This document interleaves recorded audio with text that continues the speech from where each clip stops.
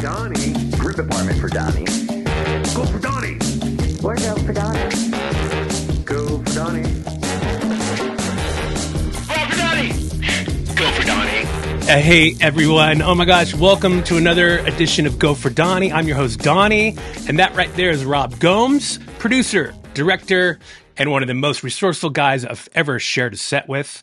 Guys, we worked together on Farmer Wants a Wife Season 2, and trust me, this man can make a small town field shoot feel like a Super Bowl broadcast. But I want to remind you guys to stay tuned for Switch to Channel 2, where we're going to get a chance to ask Rob some more questions and get to know him better and see what he's going to be up to and what project he's working on right now. But stay tuned for that on Switch to Channel 2. So, guys, how Rob and I first met was on Farmer Wants a Wife. We were wrangling cast, crew, cows. You have it, man. I mean, we got a lot of shit thrown at us. So good to have you on the show, bro. Dude, I'm so excited to be here. You're like one of my biggest, coolest friends that I've ever worked with, and it's great to be here. Well, thanks. I mean, isn't it cool? So that's why, the reason why we started the show, or I started the show, is because of all the fun people you come across and the fun stories that you have and the shenanigans that you experience, on set. And for people that are just tuning in that really don't know our industry, we spend more time with each other than we do with our spouses or our families. Absolutely. We're with each other like 12 plus hours a day. Yep, 6 days a week. Sucks. I'm a real dad. It was a real dad thing. Send me money. He's the best, by the way. It's awesome. He's the best, by the way. Butter him up. It's so funny. I think we were doing something on the last season we were together. And I think your kid was hitting you up for some money while we're that was the other kid. That's fucking awesome. I love it. They're always hitting me up for money. Yeah, it's funny. To pivot back, you were like, we spend more time with with us than we do our family when we're on the road. We're on these shows for like 6 to 7 weeks, 6 days a week, 12 plus hours a day. It's great to make sure that you have cool people to work with, or you're not going to enjoy your job, because they are like your family. And it's gone both ways, I'm sure, with you too, where you've worked with great crews, all the way through, and then you have worked on some where you maybe had some challenges or some personality challenges. Yeah. You and I had that conflicts. With the few people we worked with, and it makes it challenging, and it's that I think you and I are cut from the same cloth of that good energy, and cutting out that bad energy.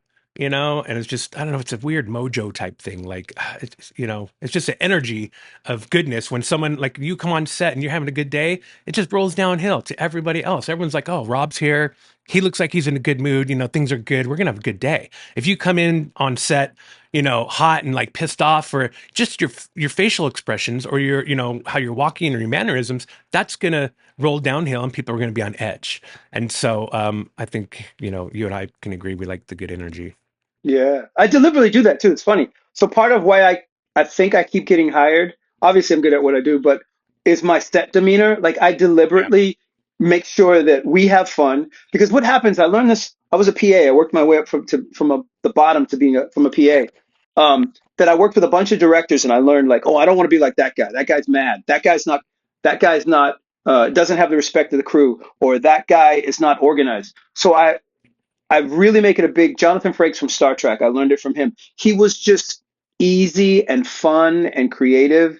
And then what happens is, when I come to set and I'm easy and I'm fun and I'm creative and I'm happy, then everybody around me, all the crew, even the PAs, everybody feels like they can be their best and throw ideas at me. Don't forget to check out the new podcast, Go for Donny. And you're never too old for a good laugh.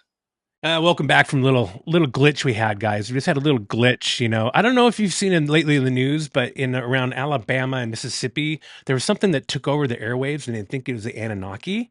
So I don't know, maybe, there was 3i Atlas, and that was what happened, maybe, possibly. But I think we were talking about working. Just keeping a cool set, and the importance of, like, being low-key energy, great fun at work, so that when the cast comes on, they can feel that we're happy and we're having a good time, and then they can trust me to tell their stories and to be vulnerable. Yeah. Oh, yeah. That's it. It's so funny you say that because I just had a friend on that was the executive producer for Naked and Afraid, and Ooh, we were talking about some episodes that I've done and he's done, and like just talking to the cast, and that's one of the things where every day when you come in, they haven't seen anyone overnight, and so they're so excited to see you, and so you got to come in with a good attitude and try to like really lift them up, and put whatever you imagine. have going on, to bed, and try to lift their spirits and keep them going. So it's so important. I mean, you should do that every day on set with all cast and crew, right? Yeah, that's my philosophy. Oh, but sadly, this show isn't about that. This show is about stupid shenanigans. Some war stories from the Oh, trenches let's get into it. Those are of fun. reality TV and branded content and just shenanigans altogether. So I don't know. Let me ask. What's one of those days on set where maybe everything just went sideways, but somehow Here's a, you I was pulled think shit out of your ass? I was thinking about this one, and you'll remember this one. So it started at Nashville, Tennessee. Let me set the setting. Farmer Wants a Wife, season 2, Nashville, Tennessee. Probably like a Friday night, about 1 in the morning. I get a phone call from my boss, and she's like, Mitchell's our cowboy.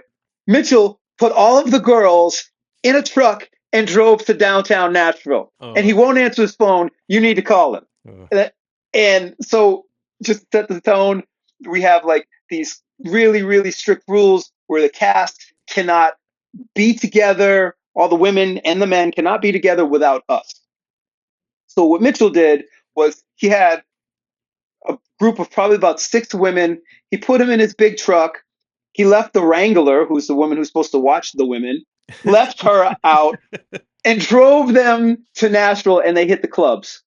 So Mitchell wouldn't answer his phone all night. I tried him once. I was like, he ain't gonna answer. yeah. He's out all night.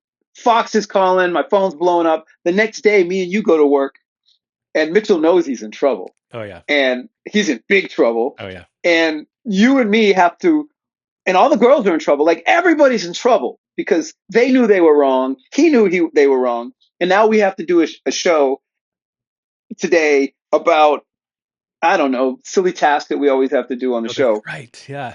and pretend that nothing happened the night before when they're totally hungover. Correct. They're all still drunk from hanging out in downtown Nashville. And Mitch is just like apologetic and, sad and mopey and drunk and hungover. And it was a really challenging day. I think weren't That they? was, Wasn't the challenge like pulling weeds or something really freaking and it was lame? Something something. like that. Yeah. Yeah. Yeah. How Yeah. could I they think do we that? were Oh my moving logs or God. cutting wood or something. Yeah.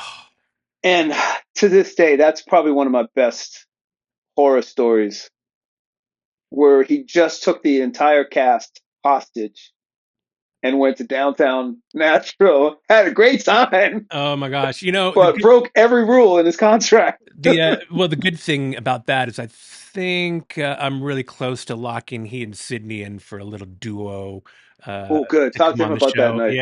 Yeah, She was there. yeah, I know. So I'll make sure I ask them about that. Bless their heart. Yeah, Oh, well, that was funny. I know we had a lot of curveballs thrown at us on um, that show and that farm. Um, yeah, it was pretty challenging. And it's like Yeah, I don't know about you. I love a good challenge.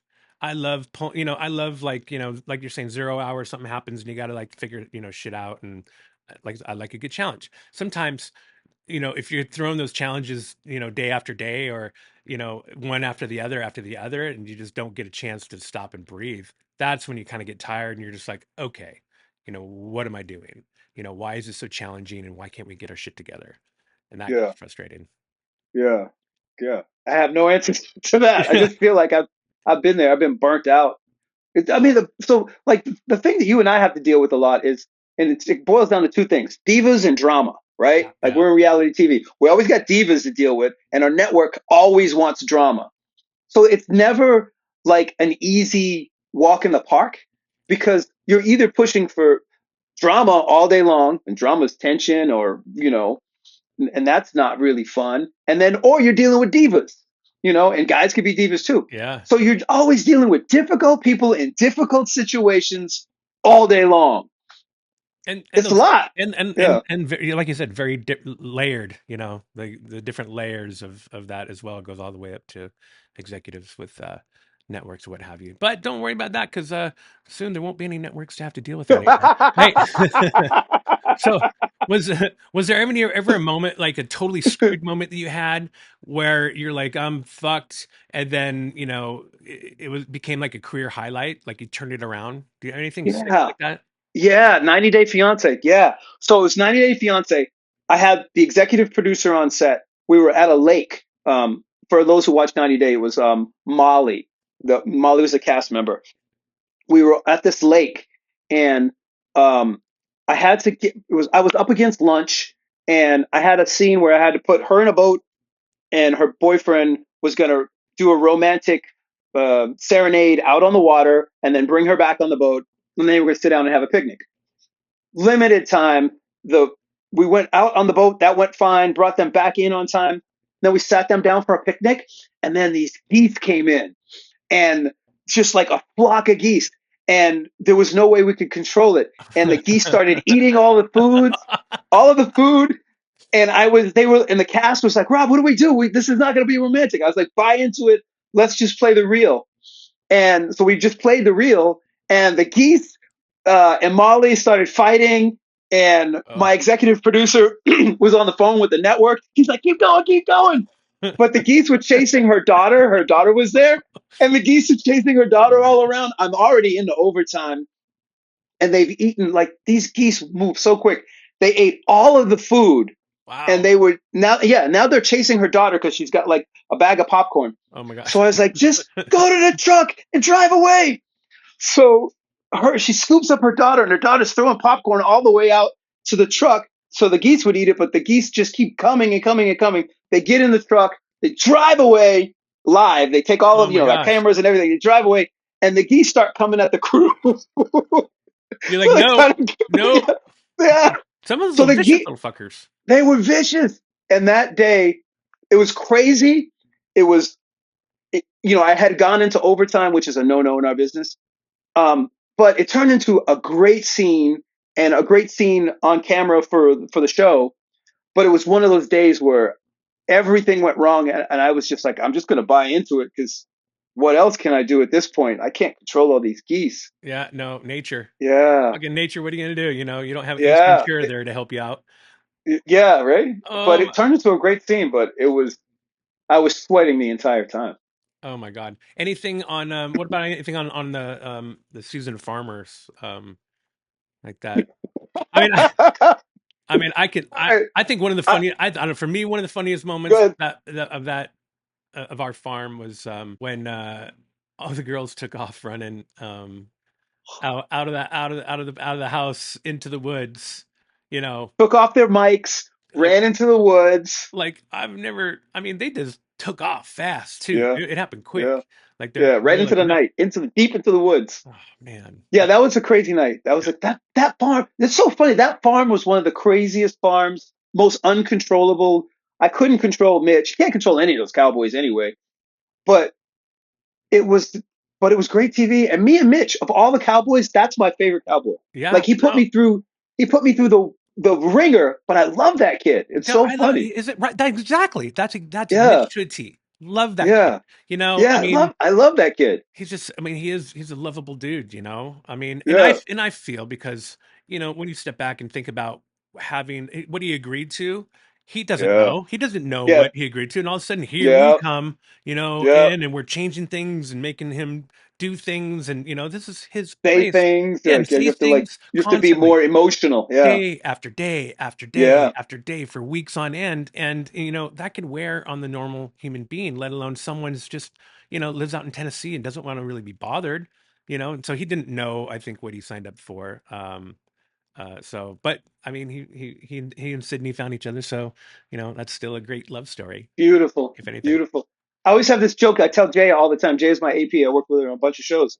Everybody wants to be on a reality show until they're on a reality show Yeah, yeah, because you don't really know what you're getting yourself into. You see what's on TV and you see the end result, but the vulnerability that you have to sign up for that you don't know about, and then just every scene is like, oh no, I need you to talk about this, or I need you to give more emotion about this and be more vulnerable. It's tough. Yeah. I would never. I wouldn't do Oh my it. gosh. What about one of the shows that you don't really tell people you did, maybe? Ooh, I got a bunch of those. Sure. Oh, let You me know? see. Which one? What shows did I do that I don't have on my resume? That's basically what you're asking me. Like I'll look back at my Yeah, total list, because you break it down, yeah, and I'm like, yeah, man, I forgot about that. I forgot about that. I'm like, oh my gosh. But there's a few where you're just yeah, like, I don't want to put it on there. yeah, I don't care to. yeah. Whew. Trying to think. Which ones did I hate that I didn't put on my resume for different? Oh, I know one. So I did this one. Oh, I'm not gonna say the network. Doesn't matter. It's a subsidiary of Max. Like it's one of under HBO Max's Gotcha. many networks. Yep. So I did this show in Oklahoma, and it was poorly run. It was the executive producer was brilliant, but he was like he would throw crazy ideas at you right before you're going out in the field to shoot what's on the call sheet for the day. Very unorganized. I would do maybe, and I'm not exaggerating, maybe 7 setups. Like we do three big blocks of shooting a day, right? We do like maybe 3 scenes before lunch and maybe 2 scenes after lunch, whatever. I would do 7 to 9 different setups with just random people who weren't cast members. Like, hey, he would just show up with people like, hey, ask them this, and then do that with that person. And it was just that show is not on my resume. That's the first one that sticks out. And Tulsa, Oklahoma. It was That's gotta not an be easy that's shoot. frustrating when people are trying to make shit up on the fly like that when it's not even good. And that's not improv. Yeah, That's like not adding anything. All you're adding is yeah. chaos, and that sucks. No, I was just gonna say we've all had those shows, and those people that we've worked with. I did a show for Animal Planet called "It's Me or the Dog," Nice. and it was about really bad not vicious, but crazy dogs, and the relationship that the person had with the significant other. So literally, it's called Me or the Dog, right? So Oh yeah. either the dog's gonna go or I'm gonna go. Yeah, I yeah. got bit, nipped, Holy scratched shit. by dogs every single day on that show. It was like, yeah, it was one of those hell shows because my job was like, I would have the camera. And the executives don't like you to point down on the dogs. They like you to get the camera down at the dog's level. Uh-huh. So here I am knocking on a door, and I just come straight in at dog eye level with a camera. Oh, Like, and the dog's already jumping at the camera and coming after me, and they want oh. you to film that. Like, if you get bit or you get scratched, film it. You're So I like was getting, it's like I Shark was getting Attack. bit. Yeah, but with dogs, vicious, crazy, mean dogs, and the people that can't control them. And that show, I was like, I was miserable, but I needed that in my credit. I needed Yeah. like a field producer credit so bad. And that was one of the shows that still haunt me. I don't have a dog to this day for that reason. Oh no. Oh, I can see No. that, man. If you're like, nope, I'm not gonna. Nope. Uh, uh. Mm-mm. I mean, and that's sad. I mean, I'm a dog person, and I've owned several dogs, and it's just about training them. It's actually you're training the human, but it's just it doesn't take much to train a dog. It's just consistency, and so whenever a dog is really that unruly, I mean, it's usually on the owner. Sadly, Yeah, yeah. that's my PSA. That's my after school special PSA for the day, kids. Train your dog. And that's one to grow on. Yeah, train So your he doesn't. dog. Oh no, I did a what I do. I did a dog show for on Oprah's network, OWN years ago. A pilot about pit bulls. This guy that trained pit bulls. Oh, It was kind of like did you get bit? You get bit? no, no. They were. I mean, I knew the ones to stay away from, or but most of Yeah. the they were all sweet. Um, God, it'd be fun to work around animals again. You know. I'll pass. Not like snake, or not. I shouldn't say that. I shouldn't say like fertile ants, or I just had. I think I said my buddy that worked on Naked and Afraid with me, and we were talking. He was telling me some stories, and I was just like, gosh, all the times that I just like was bebopping around the jungle, and I was pretty, on guard and looking around, but still, I was thinking, man, I could have, yeah, maybe I missed something up there to get me, or down there, and you just, you think about that and you're just like, oh man, maybe I shouldn't have been doing that, but so much fun. You ever do anything out in the jungle? Any of those survival type No, things? I've been to Belize at a beautiful resort on 90 Day Fiance. That was lovely. I take the cushy jobs. I don't take like those survival jobs. I take like beautiful romantic, beaches and a couple trying to get together and have drinks. I take the cushy jobs, man. I'm a romance dating producer for a reason. I don't want to be in the jungle like that. Yeah, I mean, I don't know. I guess I've done some of those crazy ones, and I just wanted to have my resume just more world-rounded, I guess, to say that, Yeah, yeah, I can do that. I know I've done it. Don't care yeah, to do it again, I mean, yeah, because that jungle, man, whatever out there in the jungle, it just wants to kill you. Like everything yeah, wants to kill you. yeah. It's the type where you reach out. Did you go out and do any hikes on your Kush in your Kush? No, No, okay. they So when they you go rented us a boat and we went fishing. It was amazing. Oh no! When you go outside, we were in South and Punta outside of Punta Cana, I think, down in southern Belize, and Hmm. it's fucking jungle, man. I mean, everything you Yeah, reach out to, when you're walking around, you just reach out and there's thorns, and so you can't reach out to grab anything to help you fall. It's just I don't know. yeah, It's a bitch, man. Looking yeah. around on the floor of the at night, and you see like just thousands of glowing eyes from all the little spiders that are just looking up at you, and man. Good times. Don't you kids want to get into production and Yeah, right. actually do that? Do you have any crazy exec stories that you had to deal with? Ooh, You don't have to now say that their I'm, name, but I yeah, know that no. you guys have run-ins with some of that. Who were the execs that I'd never want to work for ever again, other than the guy that I worked for in Oklahoma? Um, man, think 90 Day. Ooh, all right. Here's a show. It's it's one of those shows where you get married to somebody that you don't know. I'll just leave it vague. So Right? it's like I'm like what's those Love Island, all that stuff, like one of those, like I'm just gonna throw it out there. It's one okay. of those types of shows where Oh, okay. you marry somebody that you don't know. Gotcha. All right. Right? Leave it at that. Man, the execs on that show. So that show has been running for the one that I'm talking about, 17 seasons, Holy and the shit. execs are petty. They're they're I think they're mad because all they do is that show and they don't have lives outside of that show because it just Yeah. keeps coming back. And they're mean and they're petty and it was like working for a bunch of mean girls. And I was the cute girl that threatened them. Wow. And it was horrible. Yeah. Bizarre. Yeah. The network is Lifetime, I'll tell you that. But I got fired off of that show for some BS, a bunch of nothingness. But it was all because the execs were petty. And yeah, that's the first show that comes to mind with That's just, gross. I mean, yeah, I guess I've never really had a run in. No one's really because you hear stories. Some people are just fucking awful. yeah, I yeah. mean, Those people were mean and petty. Petty. I wouldn't say mean. They were petty. Just, we don't like you. Why'd you hire yeah. me? We're going to fire you, but you don't know it. And they want Just the stupid. bottom line, the little story, the crazy shit that happens on camera, which they don't care about, right? They toe the line. And then every scene that I got accused of manipulating the cast or whatever BS made it onto the season. And that my cast, as usual, was one of the most successful casts on that season. Wow. So it's all BS. But Uh, yes, that show, it should not be named. it- But, I mean, we're all gonna have some of those on our resume, I guess, and it's just yeah, it's the way you move on, and you yeah, look for absolutely. love and all that stuff. So why don't we transition to what you're doing now, just real Yeah, quick? yeah, We can talk more yeah. about it, switch channel too, but I know that you were inspired to start your own podcast recently, which is a lot of fun. So please share with the audience about it, so that way we can talk a little bit about podcasting.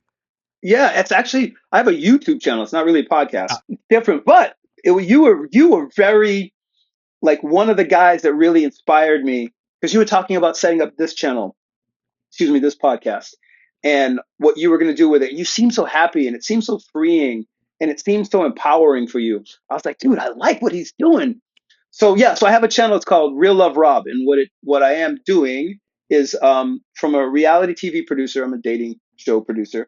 I take all of the success that I've seen I help dudes on dates. Basically, is what I ended up doing. Like a big part of my job is helping dudes on dates. Yep. Um, I'm the best wingman you'll ever have. So what I do is I take all the things that I've learned and I bring it from reality TV. I bring it to reality. So I give people advice on dating based on what's worked on dating shows, and it's doing really, really well. Like Donnie, I did like my first 3 episodes in my apartment in my little living room, and it took off. Boom! Like when I saw the Google Analytics. I was doing good in India, but then I was doing great in Brazil. I was doing good in Portugal. I was doing good in the Dominican Republic. And then I started doing more episodes. And then um, my audience, I'm just giving dating advice for dudes, but I have more women watching than I had dudes, Yeah. which was really fun.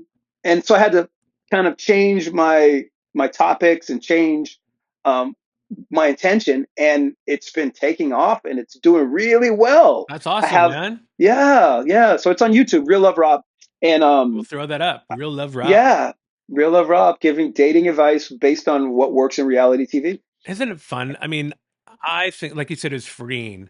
It's kind of like um it's daunting. It's like, where you're just figuring shit out on your own, right? Yeah. Like you ask people advice, and some people are like, just do what you want to do. I don't know, just do what you want to do. And then finally, at least for me, I just stopped asking people's advice and I just started doing what I thought I should do. And it's my decisions. It's like, if I want to do Yeah. this, it's up to me. If I want to have this color, it's up to me. It's like, and it's so cool because you don't have to answer to anybody I except know for it's the so audience, empowering, which except the jump in audience, to which, to figure that out. But it's so much fun trying to do that, and you're doing it on your own, and it's empowering, and it's like, and it just gives you a little purpose. yeah. And then when you see people watching, like lots of people, and you see that they're watching from around the world, Around the world, yeah, yeah, man, like I will look at my analytics, and when I'm sleeping, it blows my mind. When I'm sleeping, people somewhere are watching me. Like thousands of yeah. people are watching me at like 1 a.m. in India or the Dominican or Brazil or wherever, Portugal, the UK, wherever. And it's amazing to me. Just to see the stories that I'm telling and how I'm trying to help people in some kind of impactful way to make better connections. People are tuning in, and it's empowering. The World Wide Web. Yeah, Web. man. Web. Yeah, no, it's cool watching those analytics and seeing like where people are watching. And like I said, Yeah. I had India, Bangladesh, Iraq, Iran, even some in Russia, Ukraine. It's Wow. crazy. Yeah, like the Eastern Bloc, and then South America, Colombia, Chile, Wow. Brazil, and then of course, America, I and do Japan, of better. course. I do better outside of America than I do in America. Yeah, My numbers are bigger everywhere else. yeah. Huge. It's ridiculous. I know, I It's know. so funny. It's almost like you have to like get big numbers and create an audience outside of the market here in the U.S., and then hopefully eventually it'll catch on, and then be just as well received here in the U.S. So Yeah, that's the Jimi Hendrix experience. Like Jimi Hendrix went to the UK and got huge in the UK because nobody would sign him here, and then he came back here, and we all know him as Jimi Hendrix. So smart man, smart Washingtonian. Um, yeah, that's right. so do you have any what about any embarrassing stories? So we talked about podcasts, and we're going to talk about more about that and Hmm. some upcoming shows that you have on Switch Channel 2, because that's where we get into the chatter. And that's a good break for all you kids right now. I just want to remind everybody to stay tuned for Switch Channel 2, where we're going to get a chance to ask Rob just a few more fun questions, get to know him better, get to know about his show and what's coming up, and some topical questions as well, like the aliens. Are they coming? Or are they not? And also, I have a website, Rob, gofordonny.com, where everyone can come check out. I have all my podcast info on there, some videos, some photos, and also have a little store where you can get some swag. And Swag, yeah, yeah, I man. gotta pip these out, some nice stickers, I Go love for it. Donny stickers. We have our hats, the blue ones here. We have our black ones there as well. And we have black hoodies. I won't unfold that, and it has a nice little Go for Donny. So please check Nice. that out. And just so you know, and everyone else knows, this is not just an audio podcast. This is also a video podcast. And I do have my YouTube channel, Go for Donny. So check it out at Go for Donny. So yeah, that was my little spiel. But let's get back to just another quick story. I want to know if you had any like fucking big like whoopsie daisical live moments or even tape moments with someone on camera. I mean, like What the do nip you mean? slip, Women? but like, I mean, like you're like, Oh, something like that. Because in the industry, shit happens, and I talk about, at least on a previous episode, I talked about how I got started in the industry. I answered phones at the front desk at MTV Networks for a summer, mhm. and it is very interesting the people that would come in because it was MTV Networks, which consisted of MTV, Nickelodeon, Spike, VH1, Comedy Central, MTV2. I'm sure I'm forgetting, a couple CMT. So we'd have random castings, right? So you would have Nickelodeon castings. So you'd have kids coming in, and then you would have either Spike TV or like Wild and Out. And these women were like barely wearing anything, and this one woman comes up and she has this little top on, and she comes to the desk, and I look up and I'm just like, oh my god, it's like, right there at me. And so I'm just like, what do you do? It's like, I text my the person I was working with, and we just had a little chuckle about it. So surely you've seen something, comical. It doesn't have to be a nip slip, but maybe something comical in your time. Toupee falling off, um, I don't think what's what. a Giuliani effect with the hair dye dripping down. Oh, that's great. That's the best one right there. Nothing sticks out like that I can think of. That's Yeah, I quite got all right. nothing. It happens. But let me ask something else. Is there any show that you did that was, you tacked on something that was epic? Some examples that I have are, I did work on a car show, Top Gear, and usually on set there was some driving that had to be done, and I got to do sometimes, maybe not. They didn't know it was me on camera. Anyways, I got to partake in some fun shit like that. Have you done anything Yeah, where you got to tack on like horseback riding? I got to do that in Colombia. yeah, Snowmobile riding because we had to get there, so you got to take the crew in snowmobiles, which so some fun like that. yeah. 90 Day Fiance was great like that. The Belize episode. Now that I think about it, we rented a a big old speedboat that we got to do a romantic dinner. And then as soon as it got too dark, we didn't have enough lights. So we wrapped the cast, but we got to keep the boat. Nice. And we hung out on the boat, and that Ah, was great. And then we went fishing the next day on a boat. That kind of sticks out.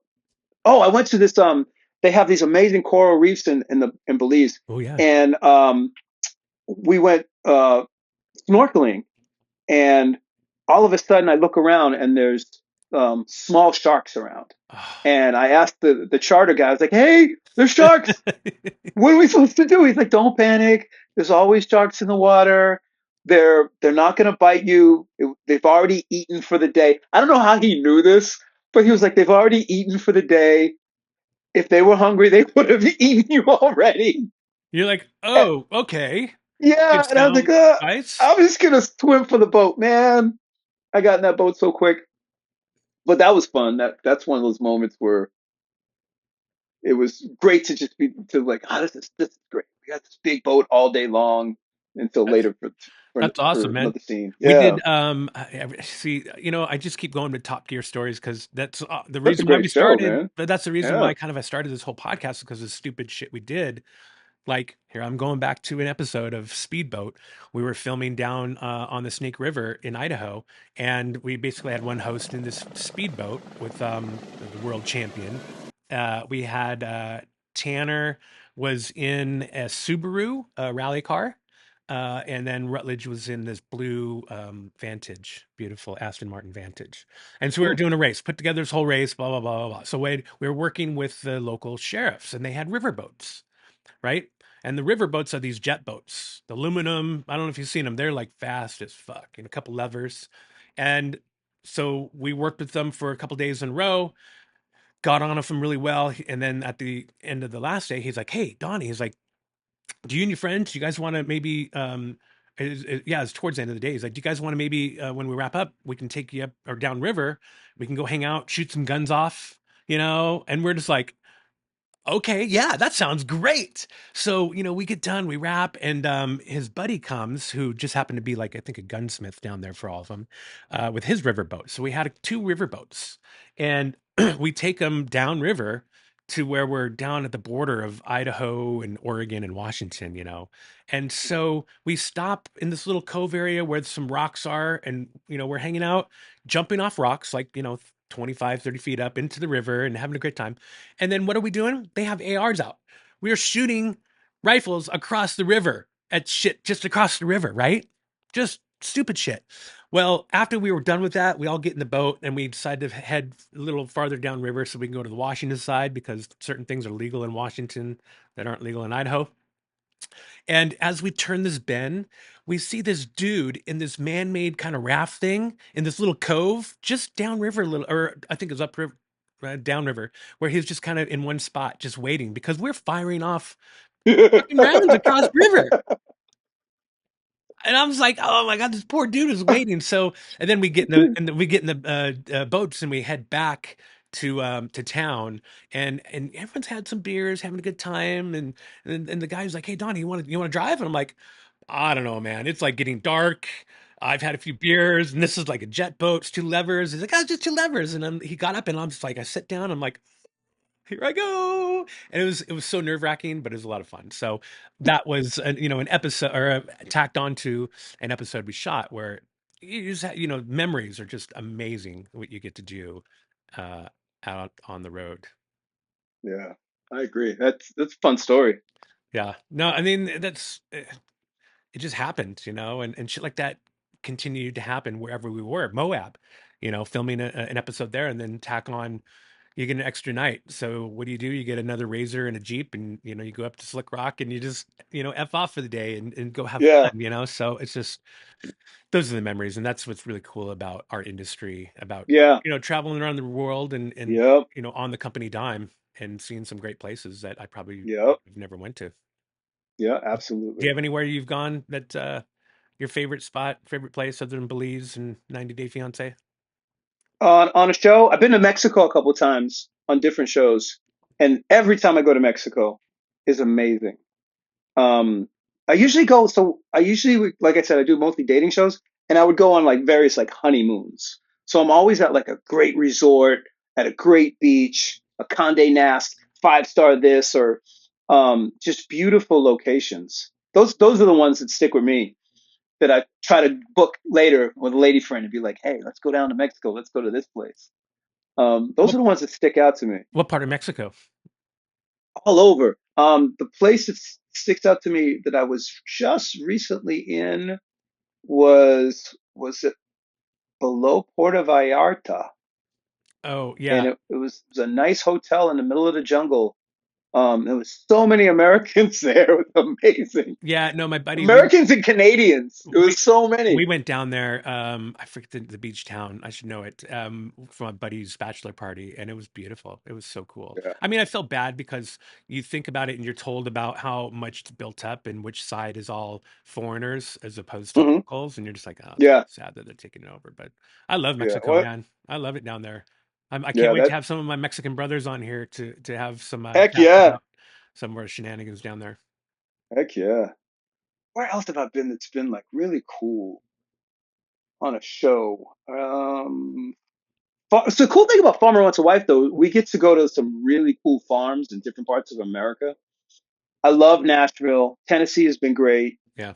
That was I was at Morro Bay last season. It was, oh man, Matt's farm in Morro Bay was. Did you get to come out to Matt's farm in Morro? No, I came out for a wedding Hmm. in San Luis, and I did, and that's when you Oh, that's guys. right. So I was out That's there right. while you guys That, were yeah, at a mixer.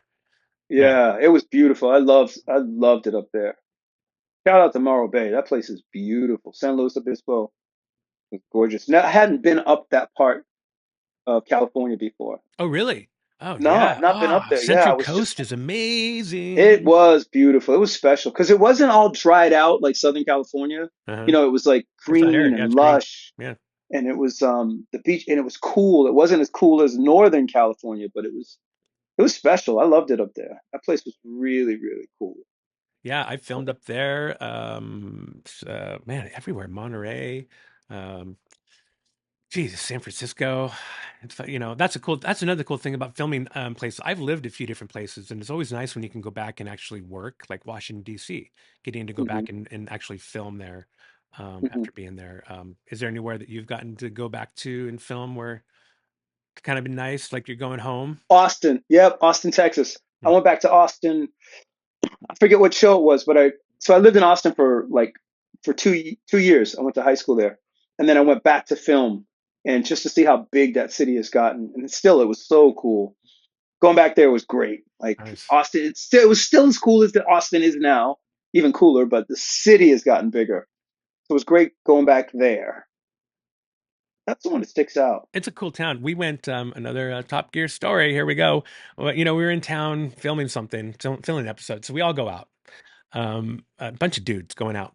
And so our director, a good friend, Rupert, was, we're trying to find a bar to go to. So we stumble across this one place and there's a line. And so Rupert goes up and starts talking to the bouncer. And he's like, yeah, we're in town, blah, blah, blah, blah, and I got some, the guy's like, how many guys you got? He's like, 10. He's like, yeah, okay, come on in. So we go in, we go up to the bar. We're all like, all right, getting drinks. We're looking around, looking around. I'm like, hmm. I'm like, huh. I'm like, oh, I know what's going on here. I'm like, we're in a gay bar. Not, not that there's anything wrong with that, of course, but You guys are so all straight. yeah, so yeah, so the bouncer was like, yeah, 10 guys, come on in, man.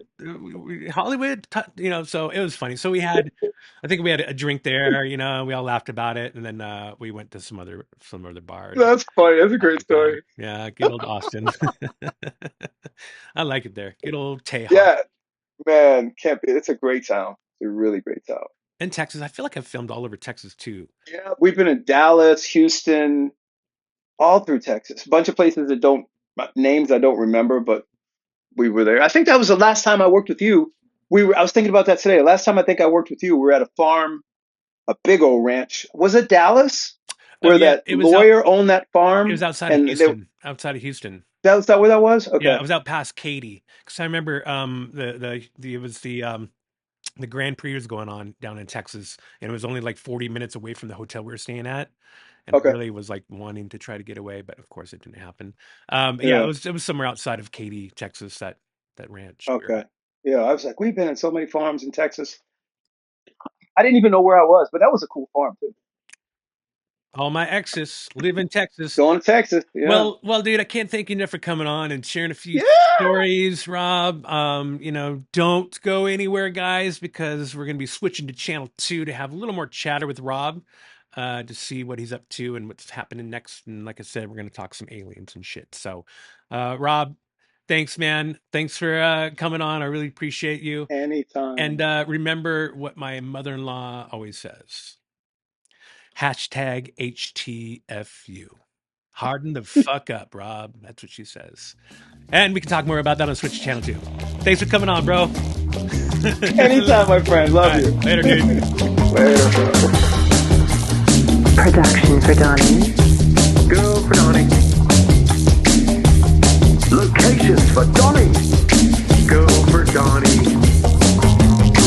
Habitat for Donnie. Go for Donnie. Hey Donnie, what the hell are they doing?